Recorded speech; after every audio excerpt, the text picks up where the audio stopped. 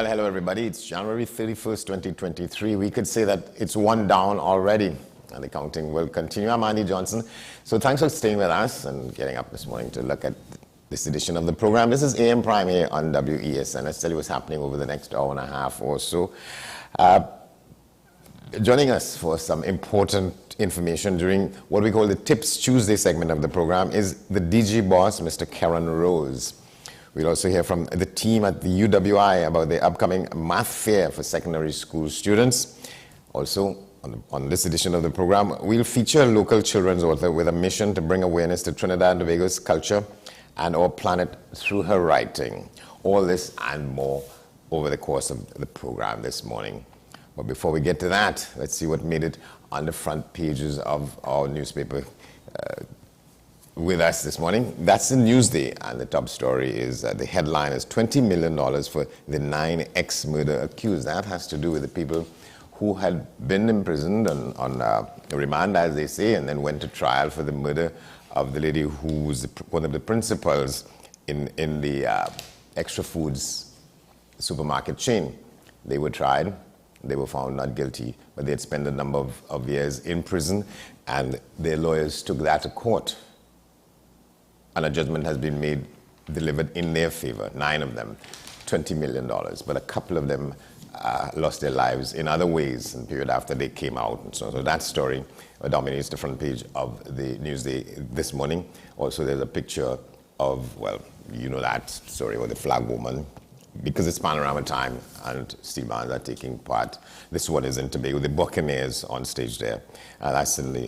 So those are the big things in the Newsday, Trinidad and Tobago, and also the Newsday Tobago. Well, again, this members of the Chinese Art and Cultural Society Studies take part in a dragon dance during the Chinese Spring Festival Temple Fair at the Anchorage in Chaguaramas on Sunday.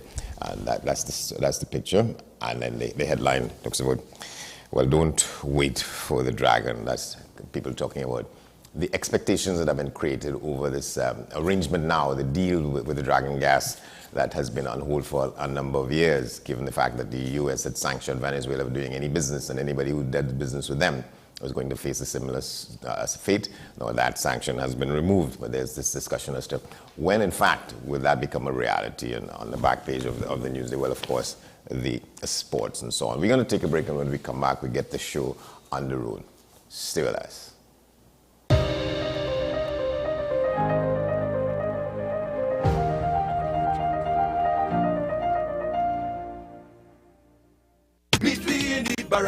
Make sure you get tickets early, got them tickets selling already. We have icons, yes, we have legends, and the young upcoming sensations. Become party, social, commentary. We have something for everybody. Pressure for them, joker, faker, and lows. Come to Kaiso House. Kaiso House in the Barricade, Queen's Park, Savannah, January 27th to February 17th, 2023. Tickets available at Kaiso House in Savannah, Crosby's Music Center, St. James, Kamule Restaurant, San Fernando, Ulsa Complex, Grand Bazaar, and Tuco Main Office, Jerningham Avenue, Belmont. Meet me in the Barricade. Fan Zone, your reliable, authentic supplier, has just gotten better. You can now visit our website www.fanzonett.com for your authentic wear and collectibles. The only place where you can use both your Visa debit and credit cards. Visit our website fanzonett.com to make your purchase today. With society plagued by a host of issues, with debates surrounding our urgent concerns falling short, with questions of our future not always being answered, the conversation continues. Join me, Kemuel Pascal, as the voice of the youth comes to life. We will confront the controversial topics of today's world to gain answers that are key for a better tomorrow. One and One with me, Kemuel Pascal. Wednesdays at 10 a.m. Only on WESN Content Capital. Join me, Dr. Nalini Kokram, on What's Up Doc, where we discuss all your burning questions concerning health. Trinidad and Tobago is among one of the highest risk group of patients that develop this form of genetic breast cancer. What I'd like to take home from a short interview like this, screening. You must screen screen, Because it's silent. it's silent. Yeah. And because it's silent, you don't know it's there. What's Up Doc? Every Tuesday and Thursday on WESN, Content Capital.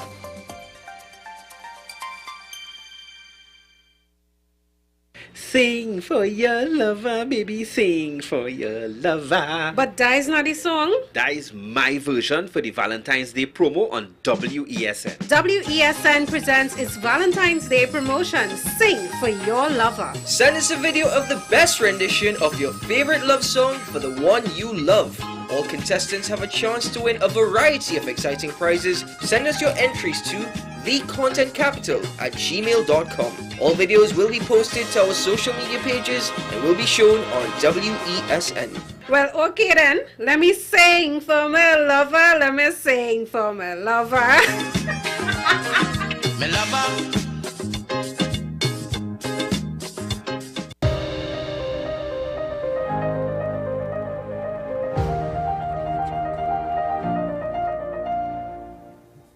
Welcome back to the program. Well, this is funny. It's uncanny. This is a kind of a first and last, because I can tell you now that this is going to be my last appearance on this program for some time. We'll talk about that later on. But what I want to say is that when I began my association with the channel, one of the first things we did was that we'd started a series called Game Changers, and the first person with whom I sat down to do that was the revered professor in literature, Professor Gordon Roller. He died over the weekend, and so we're paying some tribute to him with a little piece of that discussion that took place. It was about his book, I think one of his latest books at the time. That's about 2 years ago.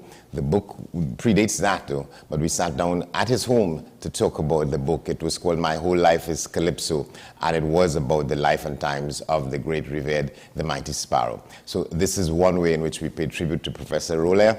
Let's take a look at some of that discussion, how it went.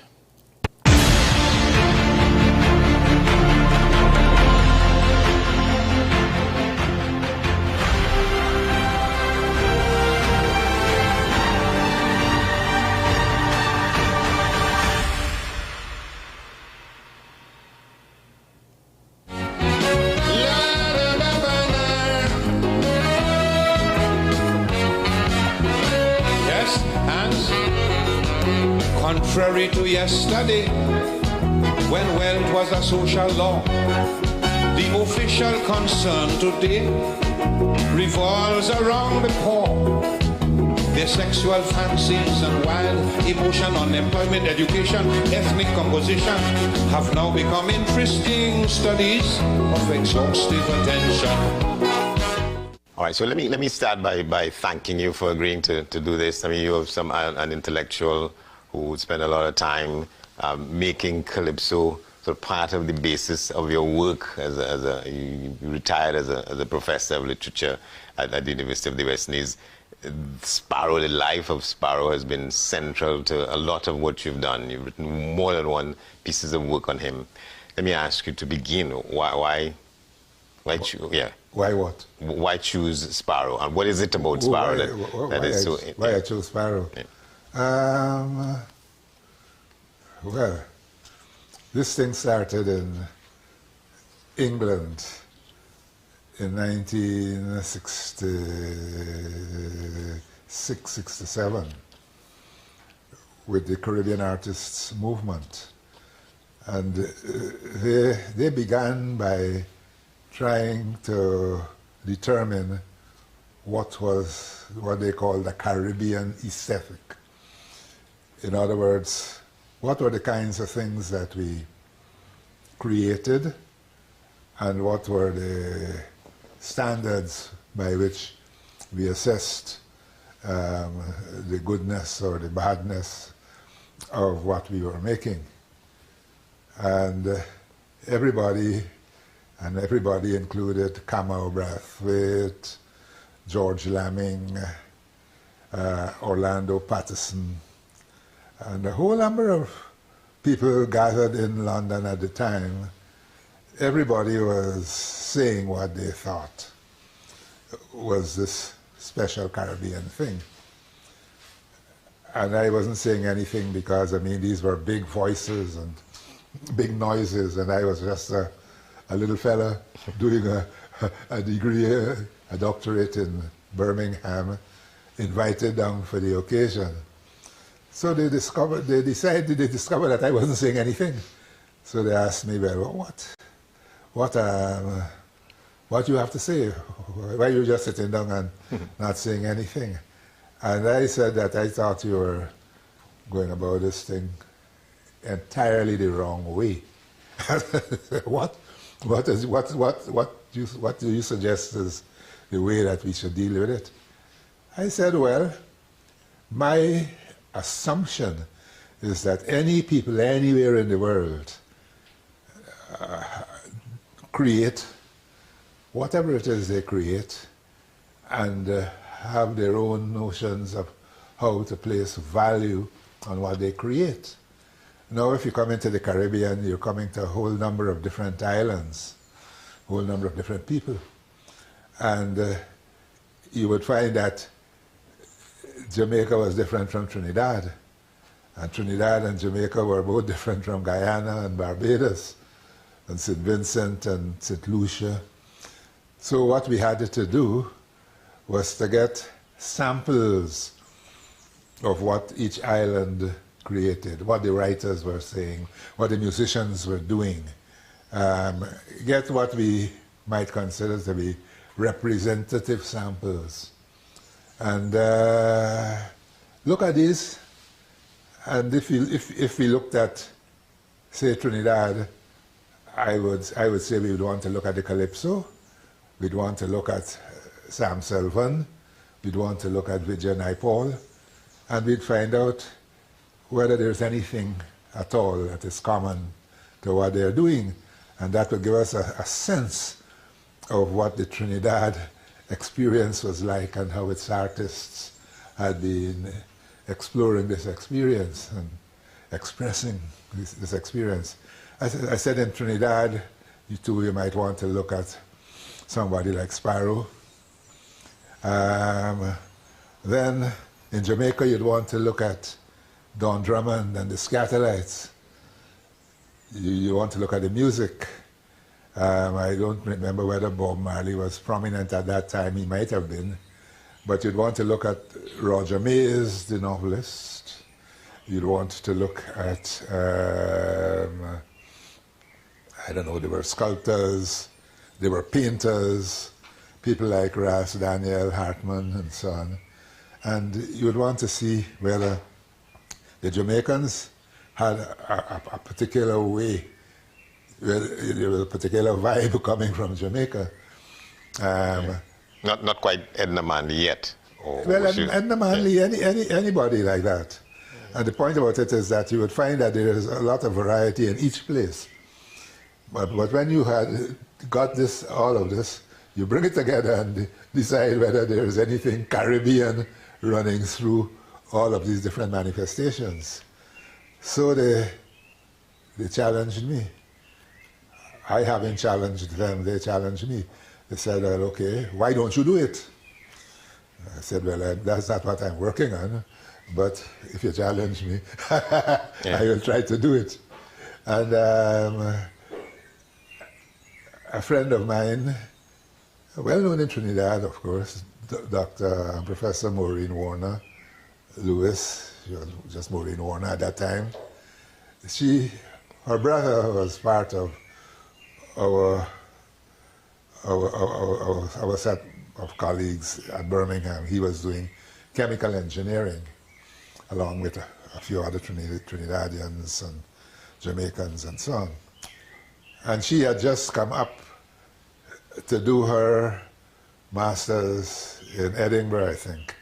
And she had brought a book of Sparrows, 120 calypsos to remember, or something like that.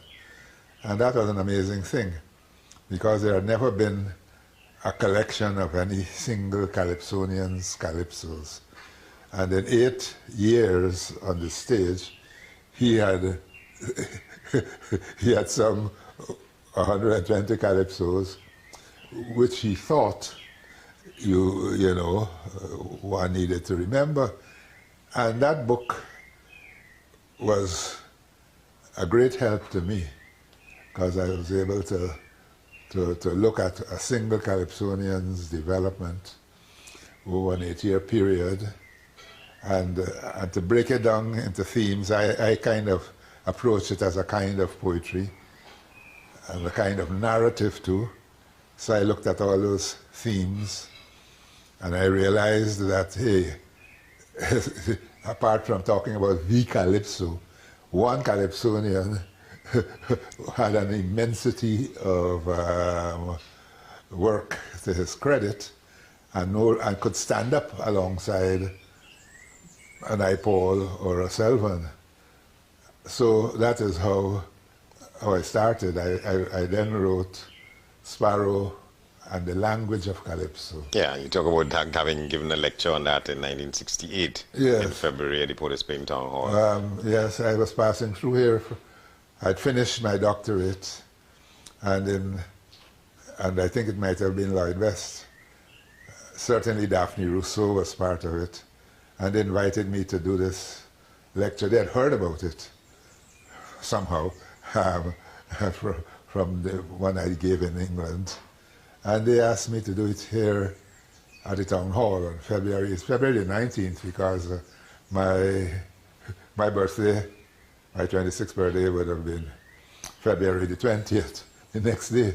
So I gave the lecture and then, in a sense, cleared out of town because, you know. And one of the nicest things that I can remember was in Guyana, I got a letter, a little note. I don't know who sent it, but whoever sent it had gotten in touch with Best or somebody, and they sent it on to my address in Guyana. And all it said was that my trip from San Fernando to a 10-year lecture was well worth it. and that for me was I had a great feeling about that.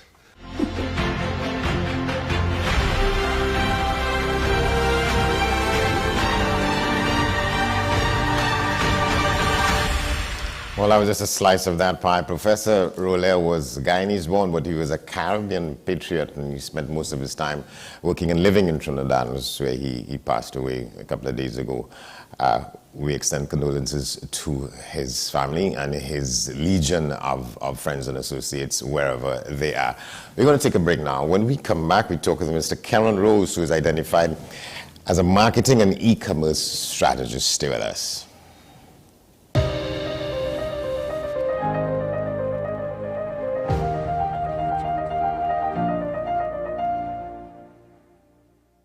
The best for your baby is at thebesttoys.com. From the best strollers, car seats, baby carriers, high chairs, booster seats, rockers, jumpers and bouncers, walkers, baby blankets, feeding accessories, bathtubs. Visit us in-store at Forces Flagship McLean. Shop online now at thebesttoys.com. Order via call or WhatsApp at 332-BABY. And remember, we have the best toys at the best prices. Take some time for yourself or spend some time with the family at Sandy Point Village Hotel.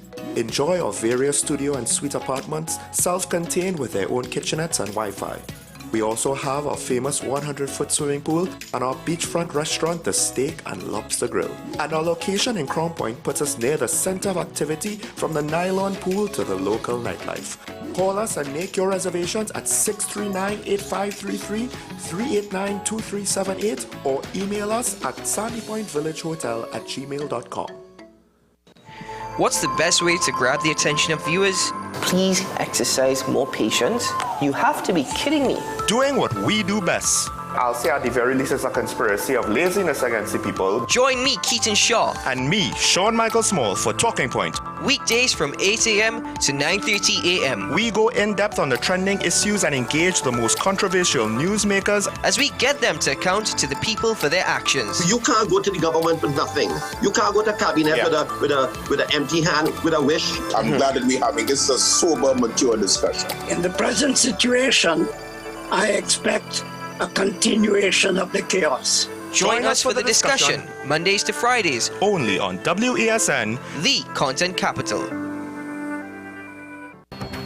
The issue, the continued rise in the price of flour and its impact on the cost of living in Trinidad and Tobago. How should we go about it? I want to ask you, what has been revealed to you about the state of vulnerability in the country because of this exercise and because of what we're going through? Is the government losing the war on the vaccine front? The discussion should revolve around the common good for the greatest number of people in Trinidad and Tobago. How do we inculcate a sense of respect and regard for people who may not be of your own political ilk or persuasion? The communities are now being used by political opportunists. So when the tables are turned, it's the same way. Okay, this has been 10 questions. I'm Andy Johnson, and we'll see you next time.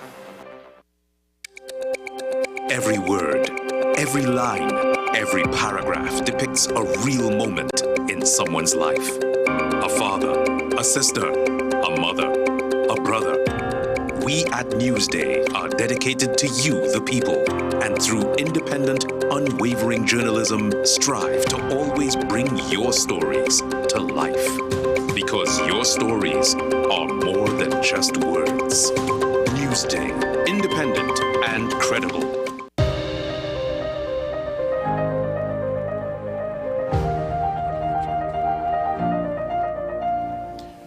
All right, welcome back to the program. If you are frequent social media, that should be, by now you've seen a video or two of his, whether he's giving digital marketing advice or reviewing job postings from local companies. Karen Rose is determined to equip Caribbean entrepreneurs with the digital fortitude needed to thrive in today's busy and complex world. He's joining us now for this installment of Tips Tuesday. He's a marketing e-commerce strategist, Karen Rose. Good to see you, sir. Good to see you as well, and thank you for having me. All right, so let's talk about that. If we're talking about tips, the need for individuals to have multiple streams of income, why should we diversify when it comes to their monthly earnings? Well, I think everybody's bank accounts is a good enough reason when they're looking at, this the rising cost of living. That's a good enough reason to start wanting to thinking about, diversifying your income. But aside from that, I think that, we're in a society today where, around the world, you're seeing a lot of layoffs happening. Companies, businesses, are all transforming so that they could run more lean and more efficient so that they themselves can keep up with the times. It's a safe bet not to just rely on your one stream of income, which is typically from your job. We have many platforms and tools and ways that we can create multiple streams of income. That way you can kind of insulate yourself from just the rising cost of living, and also, in the event that you are part of an organization or an industry that is looking to kind of downsize. Now, how did you get started on this? Say that part again? How did you get started on this? So one of the ways that I like to tell people to earn today is to start learning digital skills. I'm not big on anything that is a get rich quick, none of that. I think right now, if you were to jump on Google and you were to type in digital skills, you're going to see things like web development, app development, copywriting, social media manager, proofreader. Like there's a laundry list of skills, artificial intelligence prompter. There's a lot of skills that you can learn today that would allow you to either earn jobs remotely and work for companies in various countries, or even become a freelancer and get on a platform like a Fiverr or freelancer.com, or tap into social media. That way you can get clients from around the world. And if you can learn any one of the digital skills that appeal to you, that's a great way to earn income, and you can kind of do that alongside working your 9-to-5 job. Yeah, because I was just coming to that to ask you whether or not, if you're not there, then you're not on the strain. If you're not living in a digital world, you're not on the strain at all. Yeah, correct. The fact that we are living in this digital world right now, your physical presence is not needed if you learn any one of the assortment digital skills. So for me, when I got started out, I was a tech blogger. And because I used to work at Apple back in Canada, a couple of other tech jobs, when I moved to Trinidad, the gap that I seen was in educating people about tech. So I was able to kind of create a few different streams of income just based on my knowledge around smartphones and tech. Blogging about the technology allowed me to earn income because I was able to bring traffic to my website and earn money through ads. I was able to get sponsorships through posts. I was able to do workshops to teach people about smartphone technology. I was able to open up a phone store. I was able to sell the products and do services for people, whether it be reprogramming their phones, Android boxes, just a wide variety of things. So depending on your passion and what you're looking to do, there are multiple ways you can create multiple streams of income within a niche that you enjoy. Yeah, can I ask you, so you were operating, one presumes, successfully and so on in Canada, you said, right? Why did you move back to Trinidad? Or this is just an itinerant stop and you're gonna move somewhere else again? Yeah. So that's one of the big questions that I get, because I know people are always looking to move out of the Caribbean and move into the UK, the US, or Canada. And I mean, I was born in Trinidad. Me and my mom, we left Trinidad when I was just a few months old, and I came back when I was just about 28. And for me, I wanted a change of pace. What people in the islands don't know is that in a place like Canada, where there's only about 34 million people, it's relatively small compared to the landmass that we have. To its size, yes. To its size. So what was happening for me and a lot of my friends is people were not able to get into their fields. So everybody had the education, but they could not get into their fields. So a lot of my friends started to move to various parts of the world. And when I moved to Trinidad, 10 of my friends had moved to Trinidad within that year for a variety of different roles and reasons. So when I moved, I still had a good bit of friends here. And for me, I wanted a kind of a change of pace. I didn't anticipate me staying this long, but what happened was, with the amount of opportunities that have opened up within the tech industries Caribbean-wide, it is now more beneficial for me to be in the Caribbean, as I earn a lot more money Caribbean-wide than I would if I was living back in Toronto. Yeah, well, my story is kind of similar. Well, not in terms of the money making, but I made a choice. So I went to Toronto as well. I went to school and so on. But my ambition was always to do my best work and live my best life here. So I came back again. Love it. Against the advice of a lot of people. But I could imagine. But all right. So, but I want to go back to the issue. If you're talking digital money, and so we're talking Bitcoin, that kind of stuff. And how do you help people proof themselves from whatever the pitfalls in doing business that way? So I'm not into Bitcoin or Forex at all. That is I'm not involved in any of that. When I talk about e-commerce, what I do is I help businesses, people who actually have established businesses, take their business online and learn to sell their products or services online. So let's just say you were a baker and you have a bakery and you're accustomed doing the traditional stuff. You're getting up in the morning, you're creating your pastries, your breads and whatnot, and you're selling it physically. My job as a digital strategist is how do we take your business and bring it online? How are we able to now sell your goods to the entire country? How do we create multiple streams of income? So I'll give you a couple of examples. One way is we know people are willing to learn how to bake. So if you were to start a YouTube channel and you're teaching people how to bake, YouTube is the only social media platform in the Caribbean that we are allowed to monetize. So YouTube will cut you a check in US dollars once you meet the minimum qualifications of 1,000 subscribers, 4,000 watch hours. You can make good money off your YouTube videos, and they do direct deposits right into local Trinidad banks or cut you a check in US dollars and they'll mail it out to you. If you wanted to create a recipe book, you can create a recipe book and sell it as an ebook, or you can go the additional mile, create a physical book, and you could sell that book on Amazon, whether it be in a digital format or whether it be in a physical book. You could then open yourself up to private classes, both in person and also virtual. So my goal is, how do we take your business and create multiple streams around that, and then learn how to market your brand so that people can find you online when they Google baker, when they Google cupcakes. We want you showing up so that you can drive more traffic to your business, both virtually and physically. Well, I've never really taken to trying to understand this before now. So what you're saying is that because I hear a lot of people talking about it, why it's useful and it's beneficial to get there.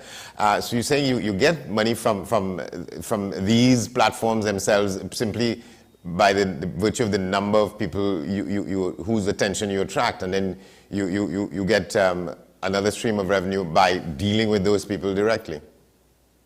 Yeah, correct. So if you are creating content, right? So if you're doing your YouTube videos, it works twofold. You can, if your videos are on YouTube, because YouTube is a monetized platform that we have accessible to us here in the Caribbean. If you are getting views on your content, you're able to now get paid directly from YouTube. Let's just say if you wanted to get into something called affiliate marketing, which is essentially marketing other people's products and getting a commission. Anytime you go on a YouTube video and you look in the descriptions and you see people with links to products that they were talking about, if a baker is saying, hey, this is the KitchenMaid, or this is the blender, this is the things that I use, and they're linking to those products on Amazon, they can actually generate commissions from that as well. And the more content you are creating and the more people like your content and they begin following you on your platforms, that's going to attract attention for people to want to come in and visit your physical store. So that's just a snippet of how your virtual presence can directly create income, but then also indirectly create income and drive traffic to your platform. Yeah, and you put an emphasis, and you spoke about it a little earlier. I want us to go back there. The sort of the imperative for diversifying your own portfolio.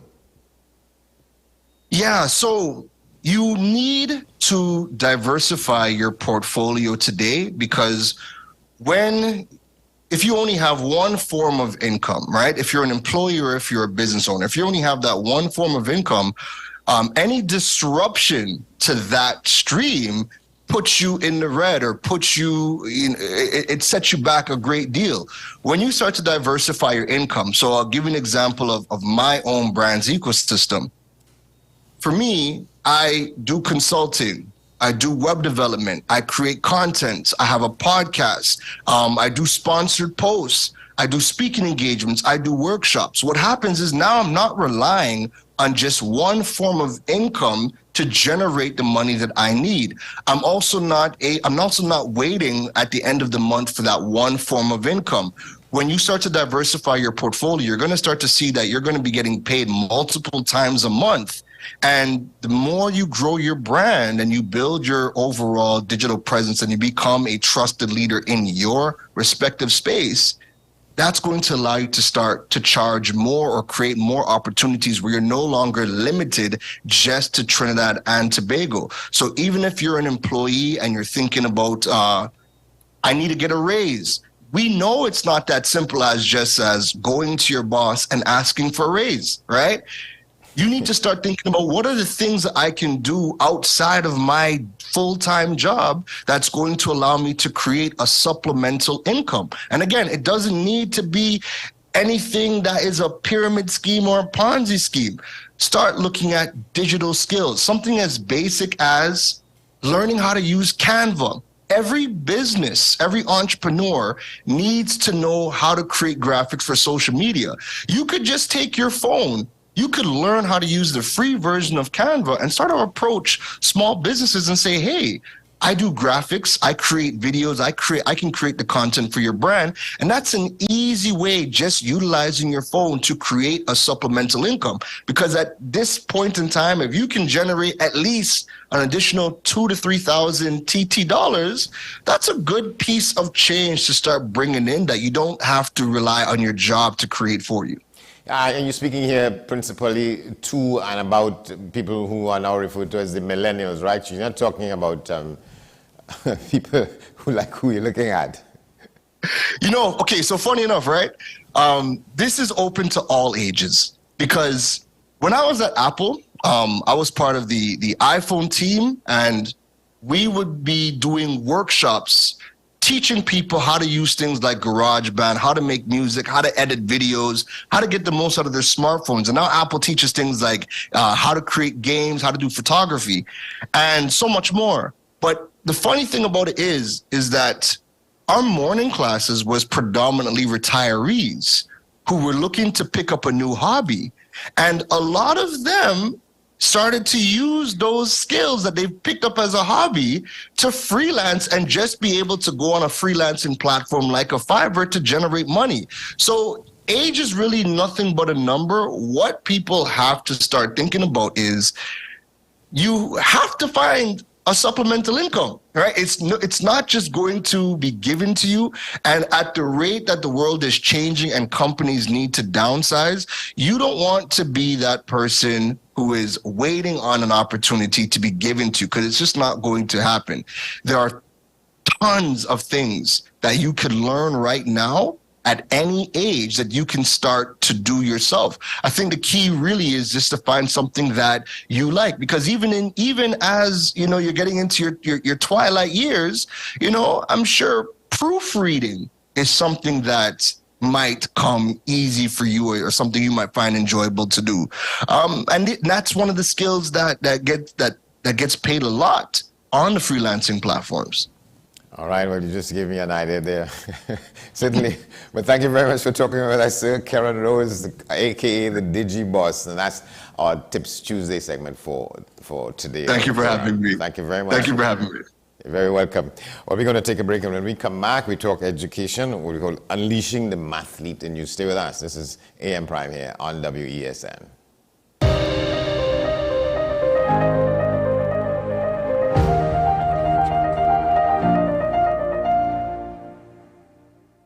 QRC Fete Royale. We home! On Saturday, 4th February, from 6 p.m. to 1 a.m. We present our honorary Royalians. Voice and the top 5 band. Cass the Band. Patrice Roberts. Ricardo True and the 18 Band. Nadia Batson. And Rafi B. First edition tickets on sale now at the QRC box office. Bagalito Enterprises. Online tickets available at ticketfederation.com. And suntix.com. The best for your baby is at dbesttoys.com. We have the best strollers, car seats, walkers, feeding accessories, playpens, cribs, clothing, and the widest range of brand name toys like Barbie, Hot Wheels, Nerf, LOL, Fisher Price, Cocomelon, Intex pools, Amazon Fire tablets, HP and Gateway laptops, and the best bikes, scooters, skateboards, and ride-on. Visit us in-store at 7 Main Road, McBean, or shop online now at dbesttoys.com. That's dbesttoys.com. We have the best toys at the best prices. Sing for your lover, baby, sing for your lover. But that is not the song. That is my version for the Valentine's Day promo on WESN. WESN presents its Valentine's Day promotion, Sing for Your Lover. Send us a video of the best rendition of your favorite love song for the one you love. All contestants have a chance to win a variety of exciting prizes. Send us your entries to thecontentcapital@gmail.com. All videos will be posted to our social media pages and will be shown on WESN. Well, okay then. Let me sing for my lover. Let me sing for my lover. My lover.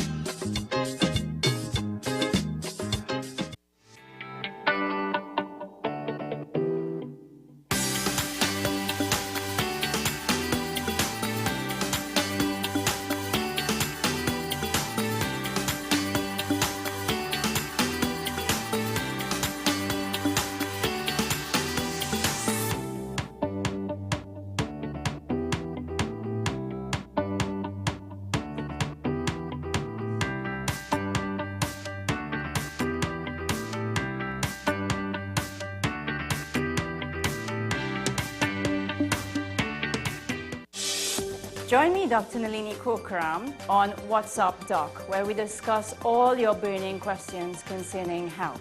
Trinidad and Tobago is among one of the highest risk group of patients that develop this form of genetic breast cancer. What I'd like to take home from a short interview like this, screening. You must screen. Because it's silent. It's silent. Yeah. And because it's silent, you don't know it's there. What's Up Doc, every Tuesday and Thursday on WESN, Content Capital.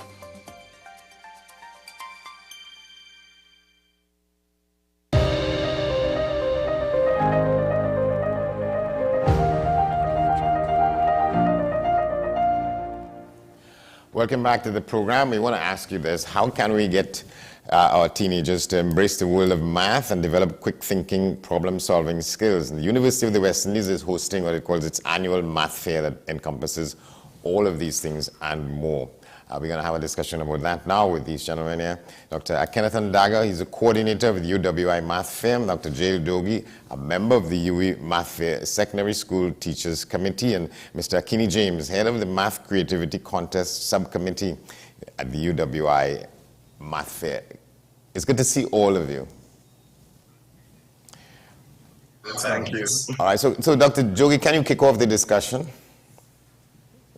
Yes, of course.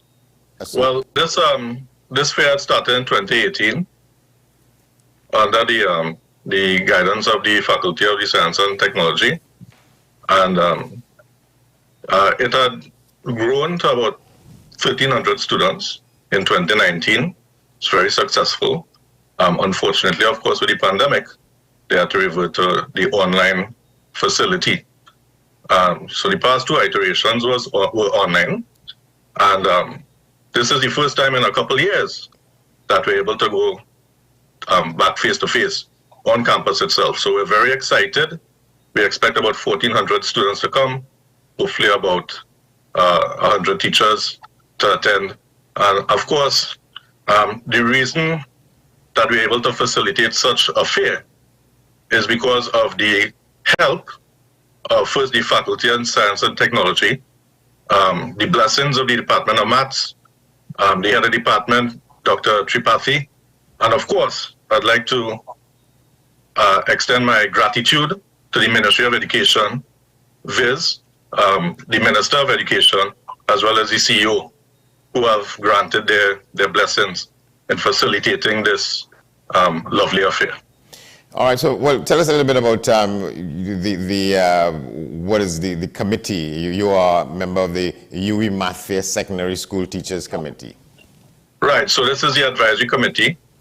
So certainly math has evolved, education has evolved, and from Form 4 up to Form 6, there are now SBA components for math, add math, pure math, and applied math. So where before they were just de facto exams, now they're exams as well as projects. And projects are mathematical models. We will all be familiar with mathematical models. During COVID, restrictions would have probably been instituted based on the study of epidemiology. So the SIR models, etc., which has to do with such a spread of infectious diseases. So all these are models. And when we come to the Math Fair on February 9th, hopefully the children will see these types of things into play. As well, we want to spark different intelligences. Of course, math is mostly about cognitive, but the thing is, we want to inspire the children by using multiple intelligences. That is, sparking the affective as well as the psychomotor domain. And that's why we'd have the math feud, which is like a family feud, where of course the family is a group of students in a school, and this of course would be affecting the children in such a way, they're competing. And the psychomotor, for example, there are games in the booths that will be at the quadrangle at the UWI, where children can throw the dice, for example, and that will just spark their curiosity. Throwing the dice? Throwing the dice and playing certain games. We would be doing, Mr. Johnson, I'm sure you would have been using maths if you like Sudoku, right? So, of course, we know that math, the central theme is bring out the mathlete. Math can be fun. I want to tell you a secret. I dropped maths in Form 2 in secondary school. Never went back to it and so on. Let me get you into it, Dr. Dagger. Well, this is the situation. Many students nowadays think that mathematics is not for them, and that has become a kind of culture that is growing and growing and growing. And the UE Math Fair is really something that we are really proud of, that could possibly stimulate people to realize that maths can be approached in many different ways outside of the classroom walls. and develop a sort of, break down that fear and develop a sort of enthusiasm for that. We recognize that a serious problem, coming forward. Many times I have a nephew there, he talks about mathematics in a very negative way. And, we work with him and get him across that. And the key thing is to use puzzles, games, brain teasers, activities, competition, contests, and so on. So this has been our 5th year going into this experience of a math fair. And we feel that it is definitely going to be one of the best. We are now returning to face-to-face. And the numbers that we are seeing registering so far, we feel that we will dwarf what we had previously in 2019 when we had the actual physical event. So we are very enthusiastic about it. All right, so people in this sphere of endeavor as well, people are eager to come back out and sit face-to-face and so on. Let's get you with Mr. James. So you're head of the Creativity Contest Subcommittee. Talk a little bit about what that is. Okay, so exactly the point that my colleagues have been expressing is that, that there's a fear for mathematics, and we really want to create that atmosphere and let students know that math is everywhere, number one. You can find it in almost any field. It can be applied to any field. So this is what we want to bring it to, and the creativity competition actually have like all expression, and it have the art, craft, and design, and it also have the meme/cartoon. So we had like 300 submissions for the creativity competition. So this is where students could apply their talents, their skill in however way. And of course, it's a carnival season. So we had some good submissions with persons submitting like calypsos and so forth and applying it to the theme mathematics, unleashing the mathlete in you. So this is the whole idea of the creativity competition, to let students know that math is so much more than finding 40x, that they always say that we don't apply this in life. Why must I find for the X? It is so much more than that, and it can be applied to anything that you possibly like. And that's the whole idea of the creativity competition, to bring out that creative side in students and show them that math can be fun. Yeah. Yeah, Dr. Joey, let's come back to you then, and you do that because you people who come there, are they the kinds of people who are probably terrified about it, and you come and you get an experience that changes your mind and probably changes your life ever after? Yes, certainly. It's all about exposure. So, the benefits are twofold. So first, the children will be exposed to maths, but secondly, they'll be exposed to the community of the UWI. So there are students coming from Form 1 up to Form 6. Children that excel, traditionally excel, per se. They would participate in the math field, but there are also students who are just curious, who are on a field trip. And again, we thank the CEO of the Ministry of Education for granting us those permissions for children to have that permission to leave school and come on the campus on that day.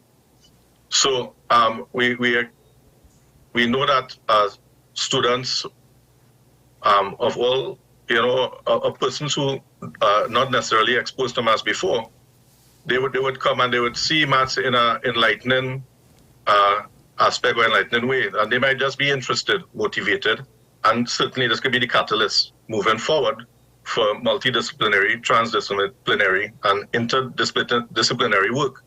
And these children, this can be, again, I use the word catalyst for the children to become mathletes. Children that generally would have had a fear of math may now love math. And that's our hope. That's our hope. And this, again, we expect this to be a great event. Hopefully next year will just be, even greater.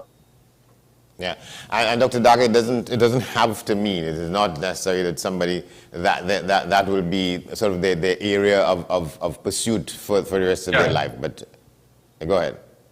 Yes, definitely. We are trying to help those who want to get into math as a career. We're going to have talks about careers and opportunities and programs in UWI and so on as well. But it's not only about that. We have a society that we're looking forward to growth. And when you're looking at STEM, science, technology, engineering, and mathematics, that's a major part of any development in any industry, many of the industries nowadays in the world today. And having a population that is more and more comfortable with mathematics will only redound to your benefit as you're trying to go forward with any kind of plan into those industries in a deeper way. So we know that there is a collective kind of environment that you need to kind of inculcate in order to have the sort of good that you need. And more, we are recognizing that you need to approach it, not mathematics, not from only from straight classroom approach, but you can use the arts, like how Mr. James was speaking about just now, Mr. Kenny James was speaking about. The arts and creativity is one of the major areas that we can use to get people into mathematics. In fact, we're going to have a series of talks in a section of our program called the DMS Real Talks, where one of the speakers is going to speak about maths and pan, and steel pan, the instrument, musical instrument. You know, so there's that sort of, as Dr. Jogi said, this transdisciplinary approach to the whole idea of how are we going to actually get the student engaged in mathematics. And, you know, Mr. Johnson, we are all going to be parents. And so we're going to be having to help our children later on with mathematics and get them past that fear as well. So that is one of the things that we definitely are looking forward to help the people just get into it. All right, Mr. James, you're going to get it last word. I see you, so you're responsible for a number of things here, you know, creativity, the math field, the math quiz, and math modeling, and so on.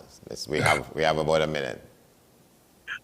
Okay, so basically, well, there are other heads of the committees. I'm the head of the creativity competition, but however, we all work together in trying to ensure that we can bridge that gap with regards to, you know, the student fear in mathematics in some way. And of course, the creativity competition, we see a really good submission there. Also, the math quiz as well. We know a lot of students will have submitted as well, and we also encourage with regards to the modeling, because I know a lot of persons will like to see the type of models that can be displayed even on the day. So on the actual date, 9th of February, where we are encouraging as much students to come into the math fair, this is where we will display all these things so students can see how large mathematics can be, and it is not just that one track mind, you know, that it is just in a classroom. They can see the application of mathematics everywhere. So this is what the span of competitions really try to do in the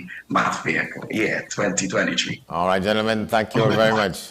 Yeah, and thank you so much for having us. All right, you're going to go to a break. We have news at the top of the hour, which is seconds away from now. We continue on the other side with a discussion with Ms. Katrina Can-Roberts. We'll tell you what that is when we get there. Stay with us. This is AM Prime here on WESN.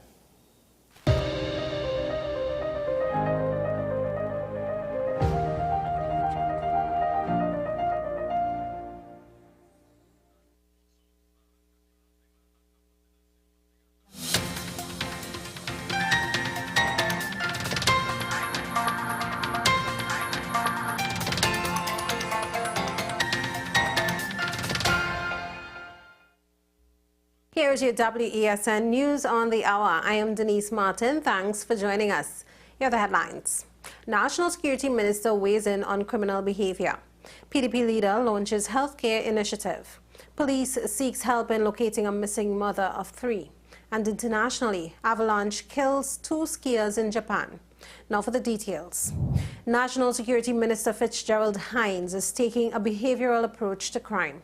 He spoke with state media on Monday, where he explained that exploring the backgrounds of criminal and human behavior will assist. Human beings are sinful by nature, and you cannot have a crime-free world unless you can achieve a sin-free world, and not even in heaven did we see that. So our job is to manage these behaviors. The society has subscribed that some of them are called crimes. The business of law enforcement is to prevent them as best as we can and to prosecute them. PDP leader Watson Duke has launched a healthcare initiative.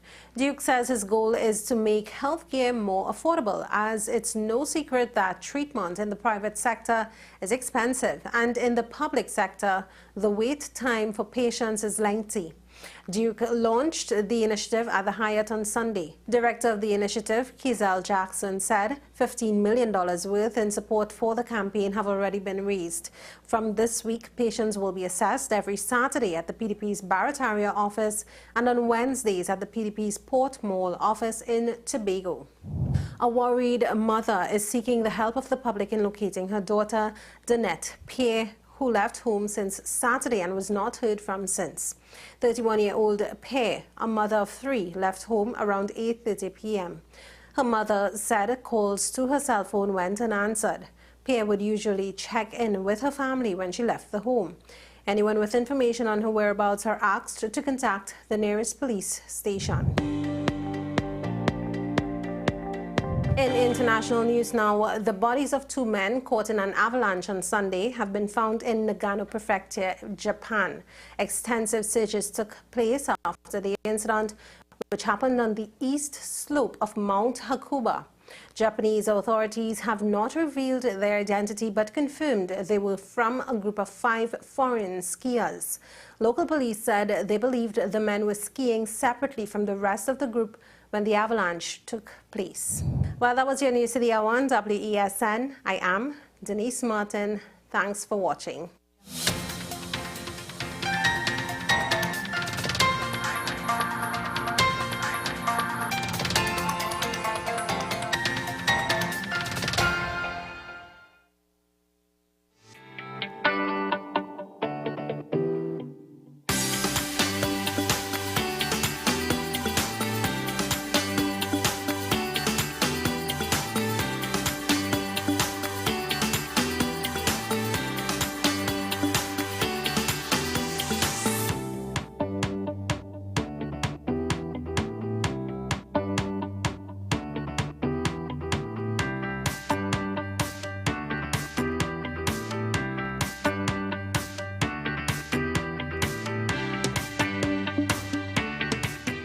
Sing for your lover, baby, sing for your lover. But that is not the song. That is my version for the Valentine's Day promo on WESN. WESN presents its Valentine's Day promotion, Sing for Your Lover. Send us a video of the best rendition of your favorite love song for the one you love.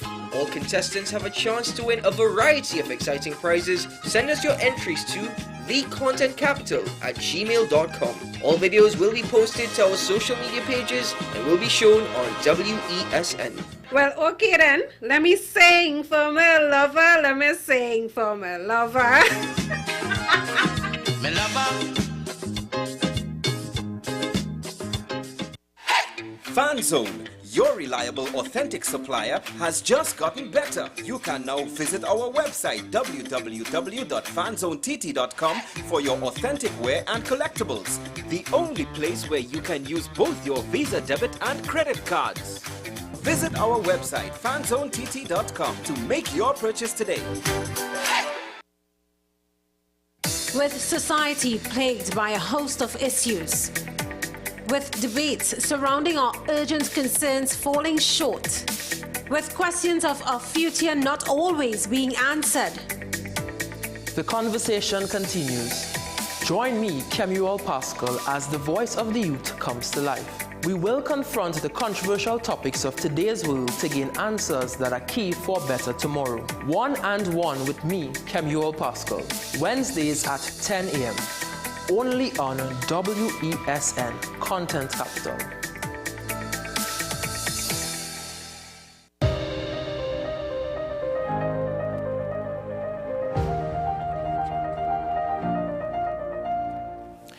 Welcome back to the program. Moments from now, we'll be talking with environmental advocate and marine biologist, Dr. Katrina Can-Roberts. We'll get to her in a moment. But first of all, let's go back and take a look at what's in the newspaper this morning. This is the Newsday. Again, we want to point out the front page story, $20 million for 9 persons who had been on trial for the murder of the lady from the Extra Foods empire. They've spent time in jail, and this story is horrendous, and it's horrifying to read what they say was some of the experiences they had in the prison. Ms. Vindranai Paul Kuhlman, none of these gentlemen was found guilty in that, and they're claiming they want to claim for $20 million to be shared among them. And that's the front page story in the Newsday this morning in this edition. And of course, the picture there is from somebody called a Flag Woman. Sweet music from the Buccaneers Steel Orchestra, that's in Tobago, playing Black Stallions, Bun Them. Panorama competitions taking place in Trinidad and in Tobago. That's the back page of the Newsday Trinidad and Tobago. The Newsday Tobago, don't wait for the dragon, a regional business chamber. It calls on the government for an economic boost while they probably will have to be waiting for when the time comes when that sort of restriction will be moved effectively so that we can do business with Venezuela. That's the front page of the Newsday Tobago, and that's the back page, some football stuff there. So that's a quick look again at what's in our publications that we support around here. Well, she's an environmental advocate and a marine biologist who creates children's books filled with rich stories of our culture and the earth. She is Katrina Can-Roberts. She's talking with us now about some of those issues, caring for the environment. Good morning, ma'am. Good to see you. Good morning. Thank you so very much for the opportunity to speak this morning. All right, what do you want to start? You want to start about what is marine biology and then get to the fact that has led you to be writing children's books on biology and on the environment?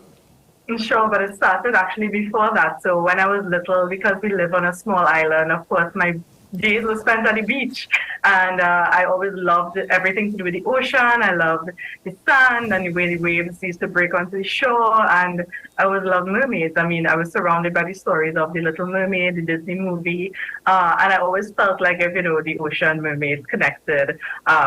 And I just grew into that. I always loved marine biology as a concept because it was teaching you about how the ocean works, from the terrestrial ecosystems all the way to the coral reefs and deep sea. Everything is connected on Earth.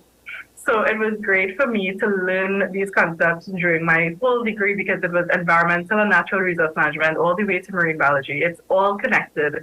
And as I got older, I thought to myself, okay, I always love writing. Let me put everything together and create a book. And I never thought a children's book would be the first thing that I wrote, but that's how it ended up. Yeah, so how do you make the connection between, you said, environmental and natural resource management, and that led to marine biology?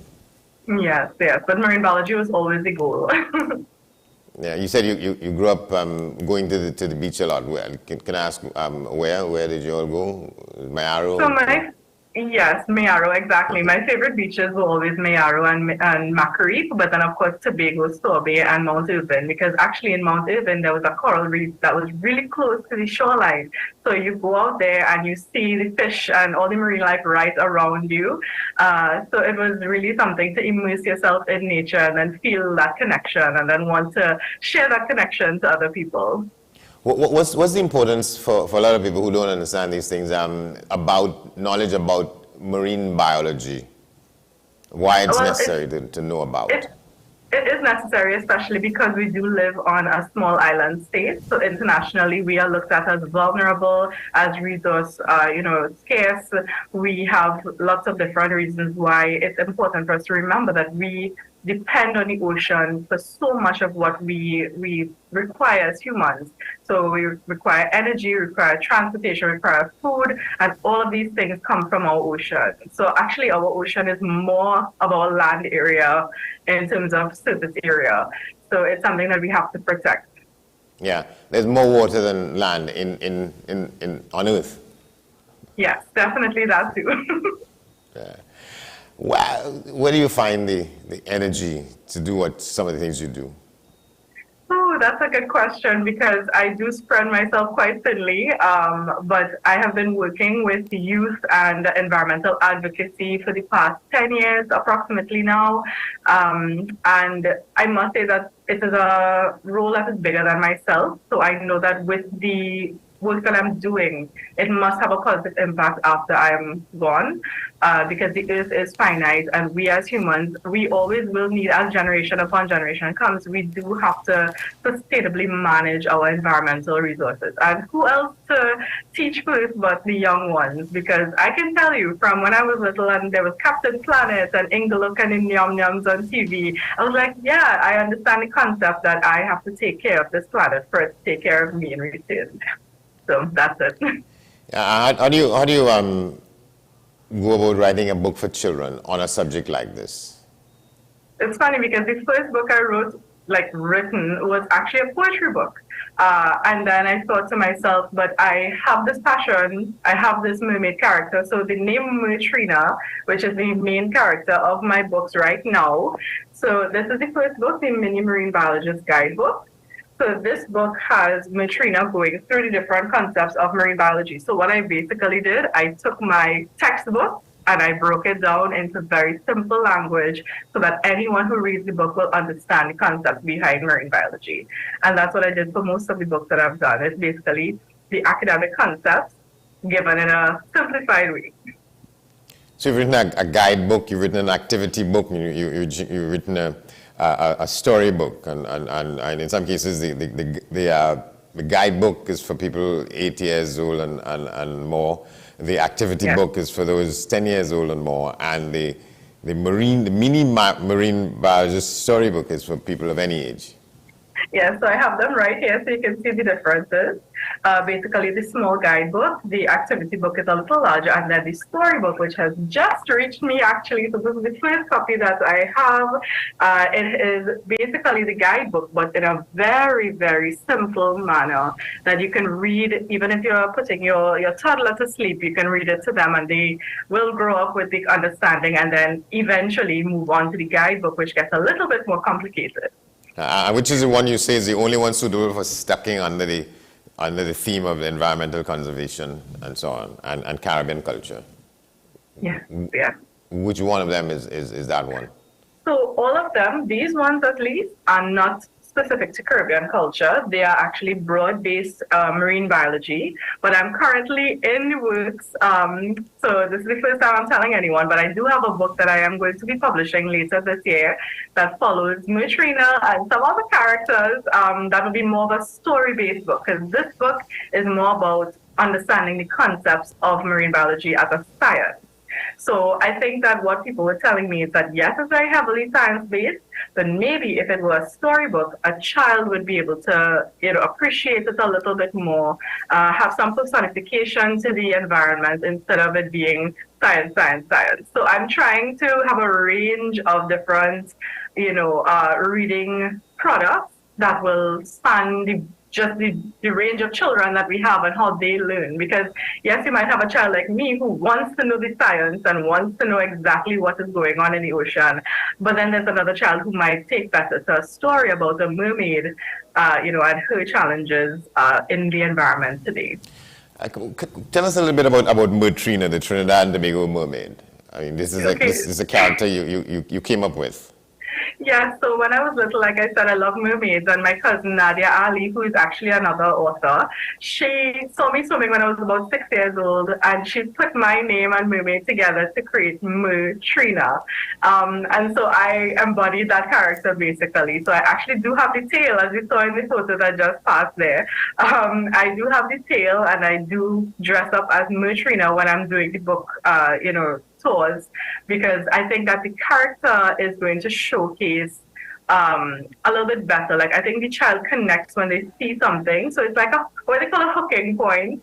So I am actually Mertrina. I become Mertrina, and then I'm able to teach the children more about the ocean, and they're more receptive to it because they see me in this mermaid outfit, which is like a core memory. I know if I were a child and I saw a mermaid telling me about marine biology, I would have probably gotten A's in all my exams. So, tell us some things about how we are supposed to be treating the marine environment that we are not in Trinidad and Tobago. We get a lot of low marks for the way in which we interact with our waters around us. Yes, definitely. So one good thing, though, before I go into the bad things, because we do have redeeming qualities, is that we do have, a push towards these international treaties. So we want to make sure that we protect our environment. But at the same time, what we have on paper doesn't always translate to what is happening on the ground. So there are a couple of reasons why our oceans are so vulnerable right now in Trinidad and Tobago, and a lot of them are to do with human activities. So industry, boating, our transportation industry, our solid waste issues, there is a whole host. And then, of course, there are the things that we cannot control, such as climate change, because that is so huge. How do we control other countries that are putting out these fossil fuels into the atmosphere, creating this heat energy? The ocean absorbs this energy, and the ocean is all one water connected, right? So how are we supposed to, as a small island, deal with all these changes? We're supposed to adapt. There's no way that we can change anything on the grand scale of the whole planet. But we still have to remember that we can do our part. So, for example, we really need to control our solid waste. We need to stop these plastic bottles. We need to control how our landfills are managed. We have to make sure that waste doesn't get into the water, that chemicals that are coming out of these companies are not just regulated, which meaning that the company pays, the water pollution rules and stuff like that, air pollution rules. There are things that are in place, but we have to actually hit the root of the problem. We don't just pay for it and continue to pollute. We have to actually manage that pollution now. So I think that's one of the major issues that we have. And how do we do that? I mean, you say we have to stop the plastic bottles. We have to stop making them? I would say so. So I'm not against plastic because plastic has its uses, right? So in medical purposes, we need plastic, we need, storage, we need long-term plastic usage.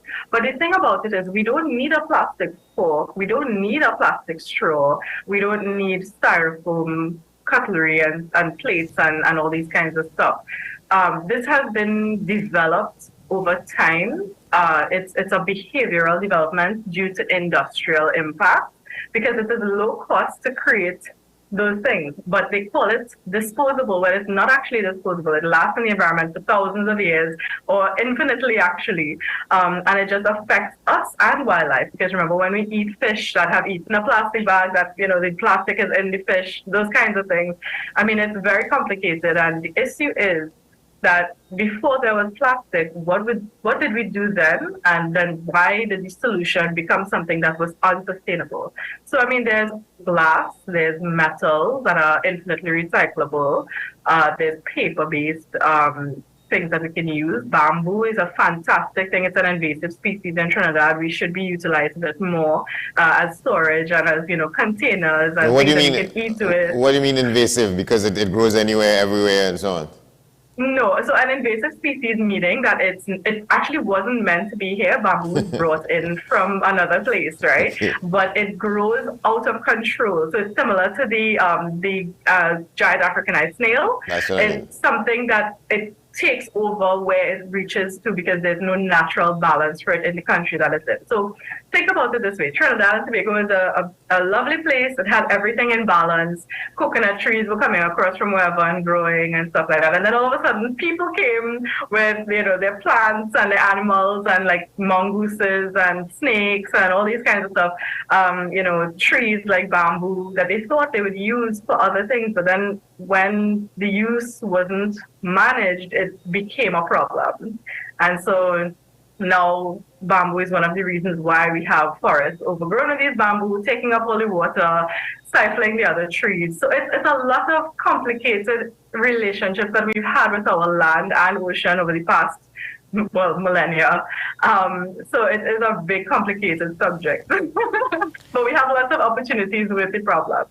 All right, I'm sorry we're going to have to leave it there, but we just got going here in a real sense. Yes, Dr. Katrina, the Katrina Ms. Katrina Khan Roberts. Why do I'm putting something on you that I presume you're working towards? I do. Now I do. I used to not. Thank you very much, Sue. Thank you. Have a good day. You too. We're going to take a break and come back in a moment. Stay with us.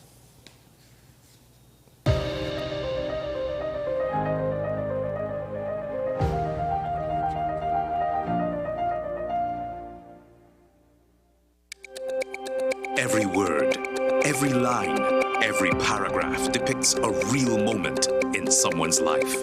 A father, a sister, a mother, a brother. We at Newsday are dedicated to you, the people, and through independent, unwavering journalism, strive to always bring your stories to life. Because your stories are more than just words. Newsday, independent and credible. What's the best way to grab the attention of viewers? Please exercise more patience.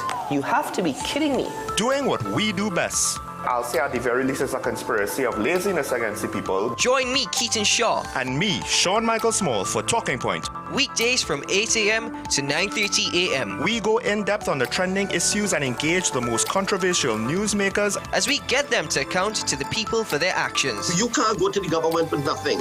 You can't go to cabinet with an empty hand, with a wish. I'm glad that we're having this a sober, mature discussion. In the present situation, I expect a continuation of the chaos. Join us for the discussion, Mondays to Fridays, only on WESN, the content capital. Take some time for yourself or spend some time with the family at Sandy Point Village Hotel. Enjoy our various studio and suite apartments, self-contained with their own kitchenettes and Wi-Fi. We also have our famous 100-foot swimming pool and our beachfront restaurant, The Steak and Lobster Grill. And our location in Crown Point puts us near the center of activity from the nylon pool to the local nightlife. Call us and make your reservations at 639-8533, 389-2378 or email us at sandypointvillagehotel@gmail.com.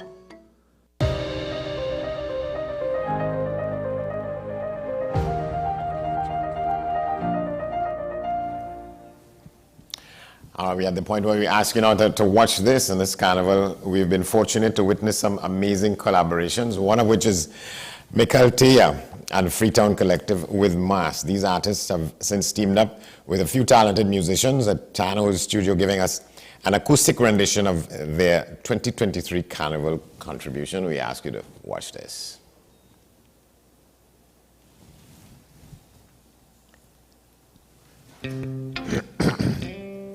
Could have been born anywhere in the world. Oh, we give thanks, we give thanks, we give thanks. Big up Tano on the bottle and the spoon one time in the corner. Tano, can I mal something? Yeah.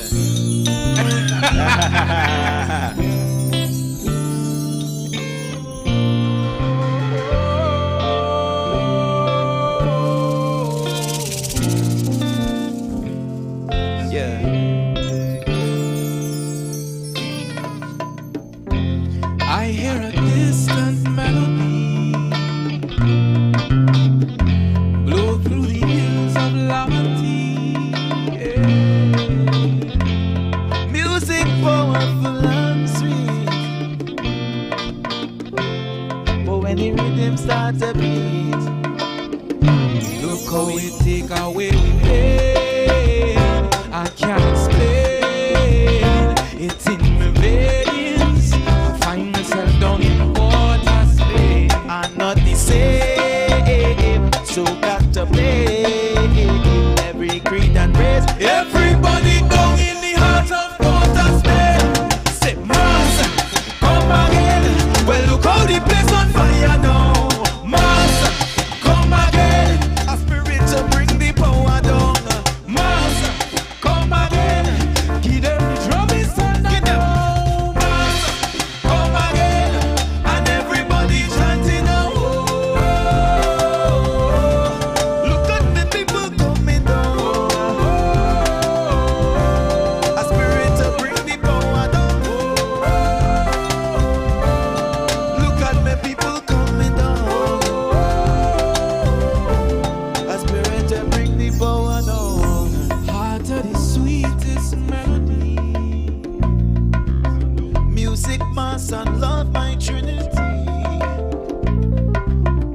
In a world so cold, how we so free. How, boy, how? Well, come, let me tell you honestly. Look how it take away we pain. I can't say it in my veins. I find myself down in water space. I'm not the same, so got to play every creed and race. Everybody down in the heart, down in the heart. Master, come again. Well, look how the place on fire now. Master, come again. A spirit to bring the power down. Master,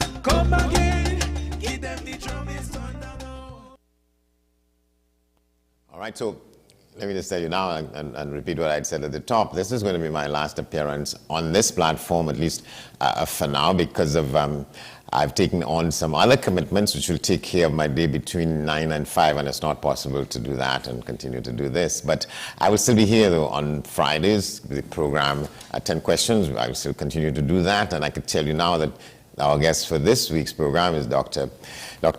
Jennifer Rouse, and she's one of the country's foremost gerontologists, and we're talking about the fact that a lady died recently, a nun in France, who was said to be one of the oldest persons in the world, and she died because she had gotten tired of living, because the story had said that she had become imprisoned by her infirmity. So we'll talk about that, the end of life for some people, how we deal with it, and how we should deal with it when it comes. So look out for that on Friday. But for now, it's been good being here, and I hope I provided what some of you wanted. We continue to do that. I said you'd see me on those days. But half an hour from now, we have news at the top of the hour, followed by today's edition of Talking Point with Shah and Small. For now, I'm Andy Johnson. Stay good and keep watching.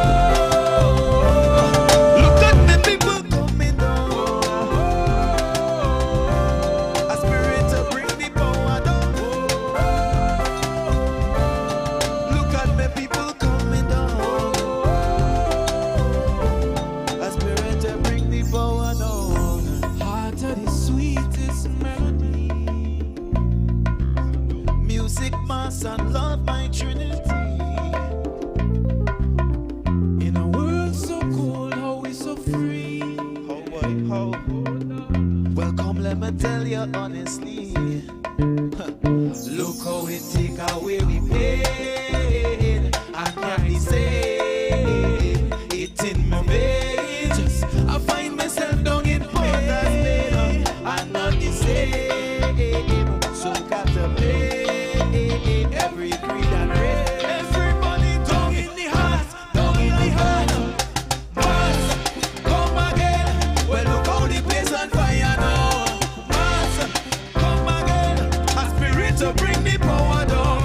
Mass, come again. Give them the drum is thunder now. Mass, come again. And everybody chanting now. Look at me, people coming down.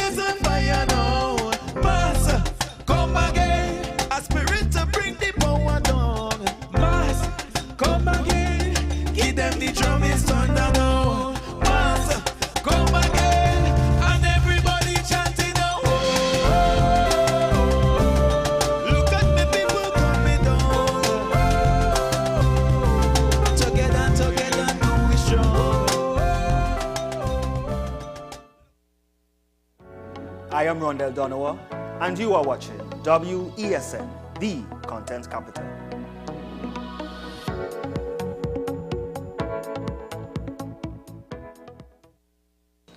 What's the best way to grab the attention of viewers? Please exercise more patience. You have to be kidding me. Doing what we do best. I'll say at the very least it's a conspiracy of laziness against the people. Join me, Keaton Shaw. And me, Sean Michael Small, for Talking Point. Weekdays from 8 a.m. to 9:30 a.m. We go in-depth on the trending issues and engage the most controversial newsmakers as we get them to account to the people for their actions. You can't go to the government with nothing. You can't go to cabinet with an empty hand, with a wish. I'm glad that we're having this a sober, mature discussion. In the present situation, I expect a continuation of the chaos. Join us for the discussion, Mondays to Fridays, only on WESN, the content capital. Join me, Dr. Nalini Kokram, on WhatsApp Doc, where we discuss all your burning questions concerning health. Trinidad and Tobago is among one of the highest risk group of patients that develop this form of genetic breast cancer. You must screen